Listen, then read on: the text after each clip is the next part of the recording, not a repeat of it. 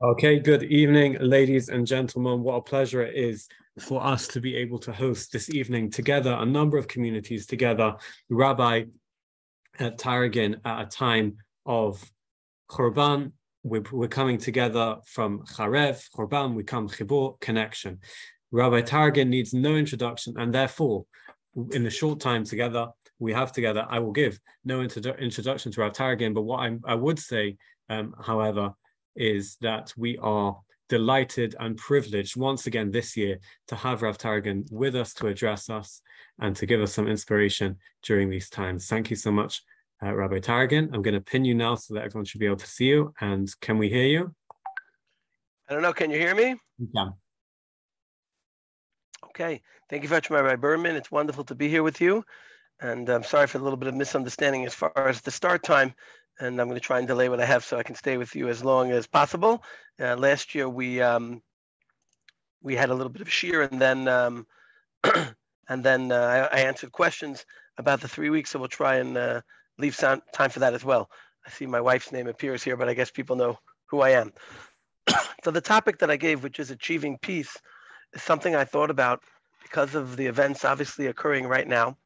I think what's remarkable about the war that's going on, and it is a war between Russia and the Ukraine, maybe an invasion is a better word, is that people are going about their business. In the beginning, the world was outraged and responded and thought about what they could do. But basically, the world has settled in.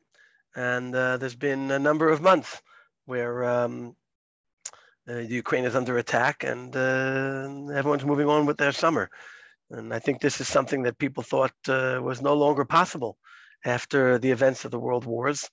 Sadly, wars have been tolerated in many other continents besides Europe. Not that that should be tolerated, but you would think that in Europe itself, something like this could not happen. Obviously, it happened with the dissipation of the disintegration of the Soviet Union and then Yugoslavia. But since then, there was an understanding that countries don't invade each other. And then unfortunately, we see that that's not something we can rely upon. When we think about peace and world peace, and from the perspective of the Jewish people and from the perspective of the world as a whole, obviously Tisha B'Av is part of what we should be thinking about, and it's a time to think about it. And I'll explain what I mean. Tisha B'Av is, of course, a time when we mourn for the loss of the two Batei Mikdash, the two temples. But the truth is that if you look more closely at Tisha B'Av, you see that it's a day when we reflect on many other things that at first glance don't seem to be at all related. The sin of the Meraglim, something that happened in the desert way before there was a Beit Mikdash, hundreds of years before. Maybe one can say it's connected on some level because the question was whether they should enter into Eretz Yisrael or not, and really that's connected to the Beis HaMikdash on some level. But of course, on Tisha B'Av, we mourn for many events that occurred after the destruction of the Batei Mikdash. Events that occurred thousands of years ago, like the Bar Kokhba rebellion and how it was put down, the city of Beitar, the threshing of the Harabayas, the plowing of the Harabayas. So events that occurred soon after the Khurban, but also events that occurred thousands of years later, whether we're talking about the Crusades or the burning of the Talmud or the Inquisitions, the Holocaust. So it seems that on Tisha B'Av we reflect on things that have nothing to do with the Beit Mikdash, that have to do with peace. And so really the question is, what is Tisha B'Av about? Is it about the temple, or is it about suffering, Jewish suffering, world suffering? And the truth is that this is a matter that's debated amongst the commentaries regarding a piece of Gemara in Rosh Hashanah, Daf Yud Chet Amud Bet. The Gemara there is discussing the psukim from Sefer Zechariah. For those who are not familiar, when the Jews returned for the second temple, the Navi at the time was Zechariah, and the question came up, should they continue fasting on Tisha B'Av?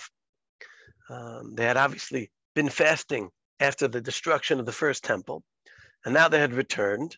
They were beginning to rebuild the second temple, and the question was, should they continue fasting or not? And Zechariah quotes, in the name of God, a lengthy but cryptic answer. The answer includes a promise that one day, Tisha B'Av and the other days of fasting will be holidays. It speaks about all kinds of wonderful things that will happen in the future when the Jews learn the lessons of the destruction and act appropriately. And the Gemara discusses, when does that time come? When will the fast days turn into days of celebration, or at least not be fast days? And the Gemara there uses the word that we're talking about here this evening. The Gemara uses the word shalom, peace. And the Gemara says that when there'll be shalom, then the fast days will become days of celebration. And the commentaries there debate what the Gemara means when it says shalom. And it's exactly the question that we're discussing. Some say that shalom means peace. Some use the term the Jews return to Israel. Some use the term the Jews are no longer persecuted. Some use broader terms of world peace. But some understand, again, the word shalom to connote peace. Others understand that shalom means the rebuilding of the temple, the rebuilding of the Beit Mikdash. And really this question that comes up in that piece of Gemara there, when will the fast days revert to holidays? That question is really a reflection of our question. Why are we fasting on Tisha B'Av? Are we fasting because of the loss of the temples, in which case the fast days turn into holidays when the temple is finally rebuilt? Or are we fasting because of all kinds of suffering, in which case, when there's finally peace, we stop fasting?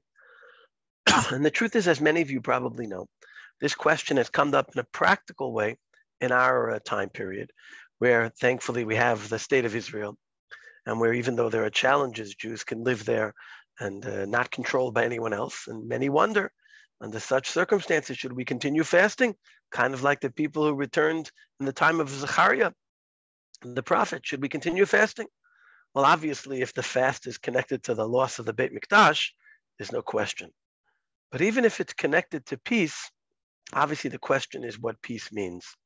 And here I want to get to what I believe the broader answer to this question is, both regarding the Jewish people and regarding world peace that we began with. Any caring person, for sure a caring Jew, cares about peace and world peace. It is the climactic bracha that God promises the Jewish people and the world. Our tefillot, our benching, Birkat Kohanim, every expression of hope the Jewish people has ends with the hope for peace, because peace is what makes everything else possible. It's the ultimate goal, and it's the facilitator of anything meaningful afterwards. If you look, not only do our tefillot end with peace, but the Mishnah, the Mishnayot, the last Masechet is Uktzin. The last Mishnah ends with a description, with a celebration of peace. It says that God could not find a vessel that was as full of blessing for the Jewish people as peace. And that's why he blessed the Jewish people with peace. Hashem oz la'amo yitain, Hashem yivarech damo v'shalom. So we all care tremendously about peace. And the question is, how do these two themes come together regarding Tisha B'Av? And I believe the answer is not only critical for achieving peace, but critical for understanding Tisha B'Av. It is not coincidental that Tisha B'Av is the time when we mourn for two seemingly totally different losses. One is the temple. Two is the loss of peaceful existence. The reason we mourn those two on the same day, not on different days, is because we believe that the reason peace eludes us is because our relationship with God is not what it's meant to be.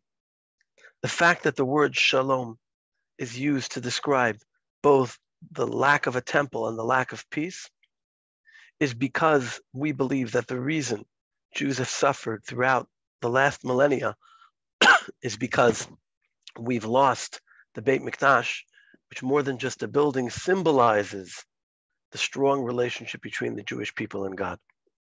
Let me formulate it this way. If God had destroyed the temple, but the Jewish life had continued peacefully, so people would feel that Jews can survive without a temple. We can survive in a normal, functional way without a strong relationship with God. And that would have been fine. God has ensured miraculously, it's one of the greatest miracles, proof of God's existence, that Jewish life has been dysfunctional for 2,000 years. No matter where Jews have gone, no matter what we've done to try and fit in and be accepted in peace, it eludes us. And God ensures that it be that way so that we realize there's something wrong and that we realize that we need to rebuild, strengthen that relationship in order to solve the Jewish problem, the issue of how to live in peace with the world around us. And I think this challenge, this issue, has never been more apparent than in the past 2 centuries. As we know, when the Jews lived in ghettos in the various countries, they were hated, they were demonized, terrible anti-Semitism. As European countries became less religiously fanatic, more pluralistic, more secular, many of them lowered the ghetto walls and offered Jews the opportunity to integrate within broader society. And as we know, many Jews, I would say most Jews, hoped that this integration, this assimilation would remove anti-Semitism, would lower the enmity towards the Jewish community. And most of the Jewish community, for sure, in Western Europe, eagerly embraced enlightenment, and they sought not just to integrate, but to assimilate in the hope that they could be citizens in Germany, in France, or whatever their host country was. People were really disappointed in the end of the 19th century when they saw that this was not succeeding, whether it was the pogroms in Russia, very famous Odessa, whether it was less of a pogrom, but still the same kind of anti-Semitism, the Dreyfus affair in France. Jews saw that the Jewish problem, the challenge of Jews being accepted, was not a question of how similar or different we were from the citizens around us. It wasn't a question of our degree of integration or assimilation. And of course, as we know, those challenges of the end of the 19th century sparked the real intensification of Zionism, whether it was Herzl's response to the Dreyfus affair or Echad Ha'am's response to the riots, to the pogroms in Odessa. The next plan was, we'll take the Jews out of the European countries, we'll get them out of the hair of these countries, and then finally we'll move them to somewhere, their own country, and they'll live happily ever after. Unfortunately, we now have the hindsight to see that moving Jews to Israel has not solved the problem of anti-Semitism. If anything, it's generated a totally new strand, as Rabbi Jonathan Sachs wrote and spoke so often during his lifetime, and his writings are still coming out and expressing that idea. When Israel was founded, terrible hatred towards the state of Israel, towards Jews, I think Israelis believed that they would have to fight wars to show that they were strong enough to survive, to show that they were not going to disappear, that the Jew could not be beaten down. And of course, Israel fought many bloody wars, 48, 56, 67, 73, and made their way through. And I think after 1973, it finally became clear that Israel could not be beaten on the battlefield. And then the demonization of Israel began. And finally, Israelis said, it's not worth the fight, let's make peace.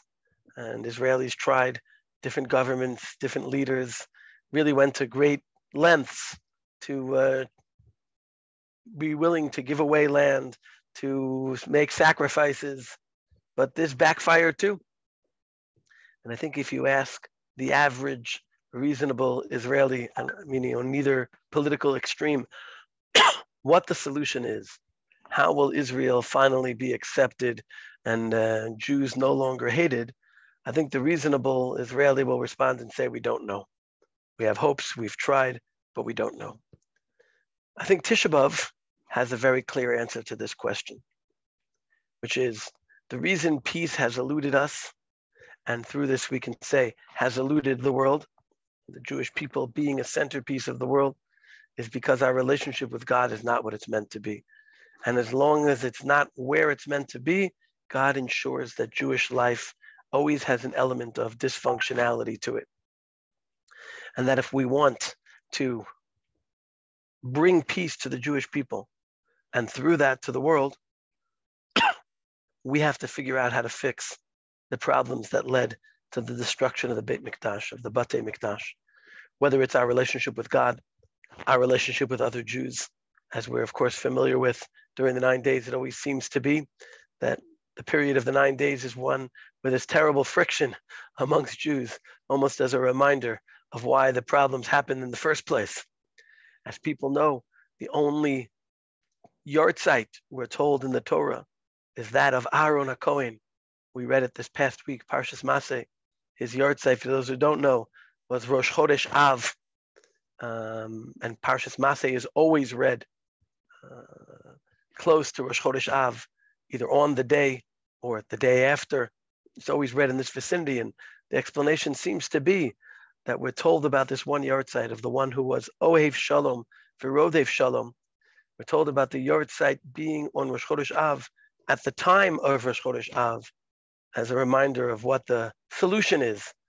So when we talk about our relationship with God, our relationship with other Jews, and what we need to fix, to realize that the implications of that are not just for sacrifices and temple work, but for the peace of the Jewish people in the world. And the reason I keep speaking about the peace of the Jewish people in the world is because Rav Kook has a very powerful piece that if people are not familiar with, I recommend taking a look at, especially during the 9 days. Rav Kook wrote, if the Jewish people and the world with us were destroyed through baseless hatred, then the Jewish people and the world with us are rebuilt through baseless love.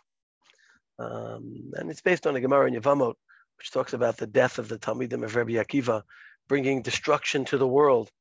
And when things are not working right within the Jewish people and the Torah that needs to be shared, it's not just something that damages the Jewish people. And just to add one last point to this, when we talk about baseless hatred and baseless love, just like there's no such thing as baseless love, there's a reason to love every Jew and a reason to love every person. As we say in the Mishnah in Avot, we should be oev et habriot.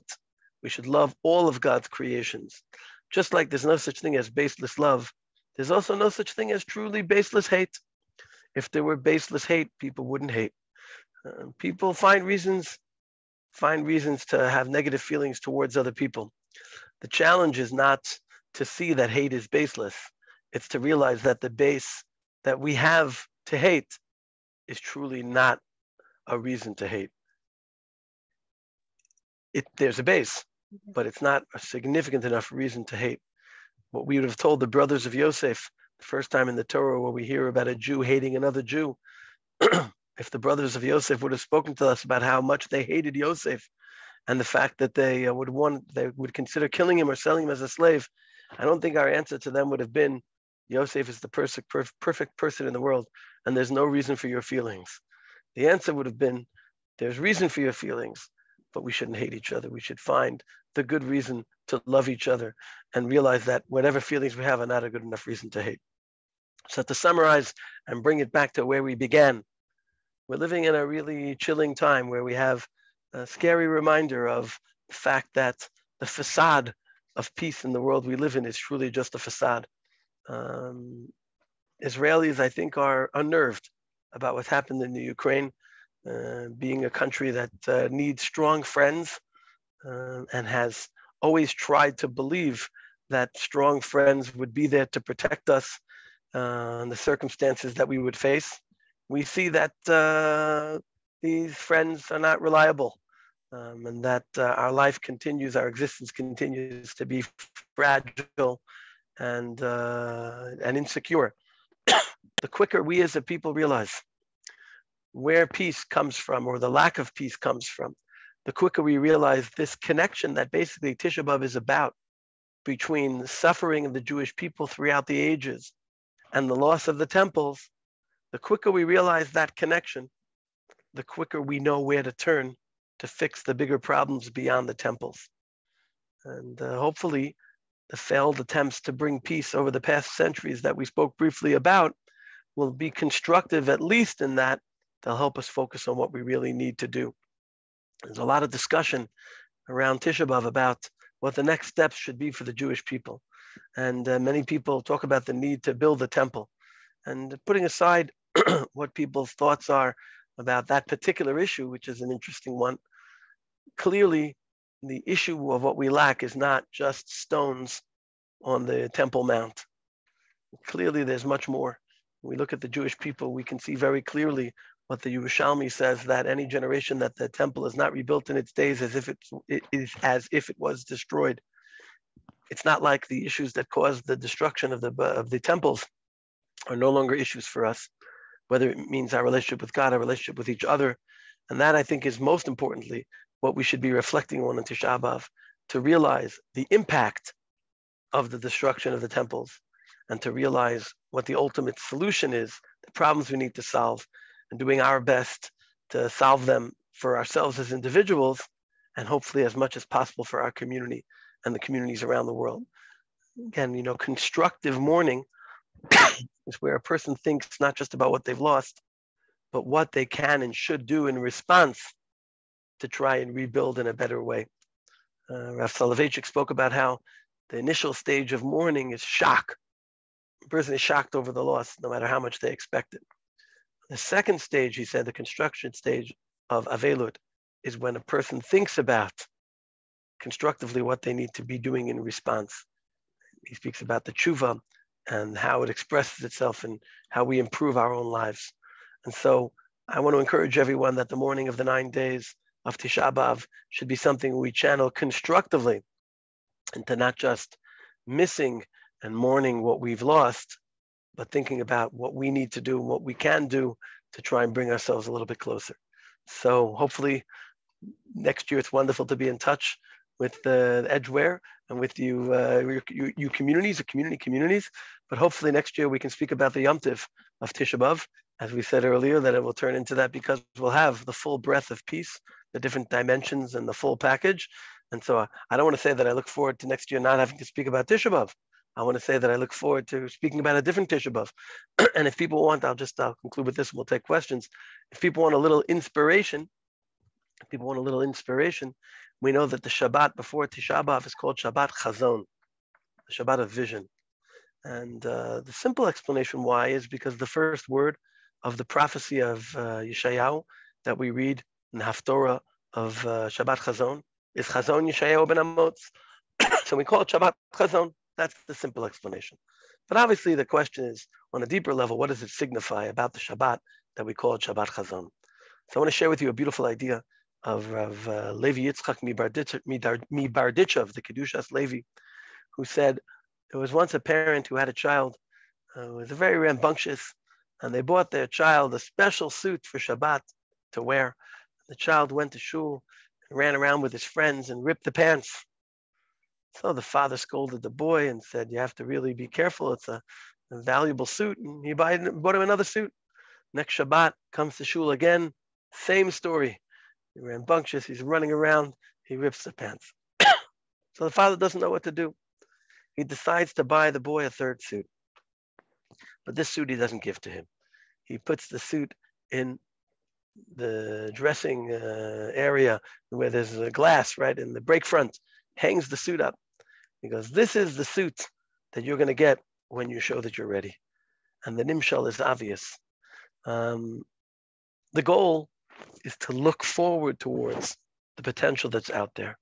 If we only spend our time thinking about what we lost, we don't have the inspiration to be able to work towards what we need to be seeing in the break front. Kedushas Halevi says, Shabbat Chazon every year is when God shows us the suit. God gives us the ability to see right before we mourn, to see the potential of what we're leading towards. And I think all this is particularly relevant this year, because this year is one of those years where we eat and celebrate on Tisha B'Av. Because as we know, this year Tisha B'Av is Shabbat. We fast Tisha B'Av on the 10th day. So on the 9th day, right, of Tisha B'Av, after Chatzot, when the Beis HaMikdash is being destroyed, we sit down for our Shabbat meal. In England, it's usually way after Chatzot, right? You have late davening, etc. So it's already the temple's being burnt. And Sudah Shlishit, the last moment of Shabbat, the Gemara says a person can eat a full meal like that of Shlomo HaMelech. Right? You can have, if you want, a full fleishik meal on Tisha B'Av, too. So this year we get to celebrate on Tisha B'Av, and we can think about the bright future that awaits the Jewish people. And so hopefully that celebration on this year's Tisha B'Av will bring to a genuine, real celebration on every Tisha B'Av coming in the future. But again, may it be our appreciation of what we've lost, why we've lost it, and how we please God return to it. Are there any questions anyone would like to ask?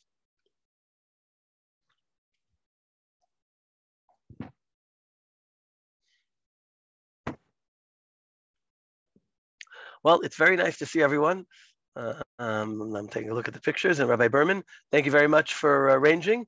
Sorry again for so much, Rabbi Taragin. The timetable misunderstanding, but it's great to be with you. We're very grateful and also for your extra time. And we'll take the for next year, as you mentioned, we'll rejoice together. We'll take that as a haftacha b'Sa'ar Hashem. We say Amen, and we'll take it as a haftacha. And we're very grateful once again for your inspiration. Thank you for words, and it's a pleasure to see together. There are 3 communities here actually. There's Edgware, Boreham Wood, and also some from Hendon all came together to learn from Rabbi Taragin. And I know I speak on behalf of everyone that we are grateful for this opportunity to learn from you from last year as well, and also what you're doing generally for Klal Yisrael as well. It's such a pleasure and a privilege to be able to converse with you and to learn from you. Thank you very much, Rabbi Berman. And I guess it's easier to join together on Zoom than it is to walk from Hendon to Boreham Wood and Edgware. So I'm happy that we have this technique so everyone can come together and share together. Mir Hashem. Okay, good evening, everyone. Thank you very much.